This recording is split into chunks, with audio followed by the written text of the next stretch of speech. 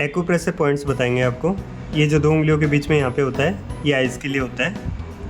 इस वाली बड़ी उंगली में यहाँ पे ये जो जितना भी एरिया होता है, ये लंग्स के लिए और चेस्ट के लिए होता है, तो इसको दबा सकते हैं।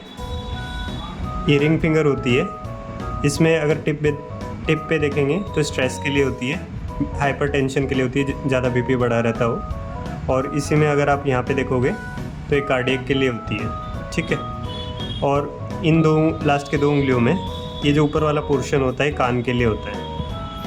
ये जो छोटी उंगली होती है, इसमें जो टिप होती है, ये प्रोस्टेट की प्रॉब्लम के लिए, ये टेस्टोस्टेरोन बूस्टअप करने के लिए, या फिर किसी को पेशाब में दिक्कत होती हो उसके लिए होता है।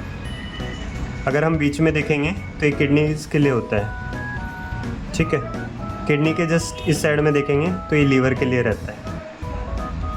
ये जितना भी पोर्शन होता है ये इंटेस्टाइन के लिए होता है, गैस वगैरह बनती हो या फिर कब्ज वगैरह रहती हो तो उसके लिए भी ये पोर्शन रहता है।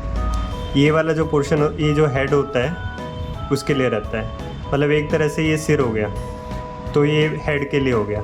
साइनस की प्रॉब्लम मतलब हेडेक होगा तो आप 5 मिनट के लिए अगर इस मुद्रा में बैठेंगे तो इसमें आपको हेडेक में, सिर में दर्द में आराम मिलता है। तो ये वाला पिट्यूटरी ग्लैंड्स के लिए या फिर हार्मोन्स के लिए हो गया।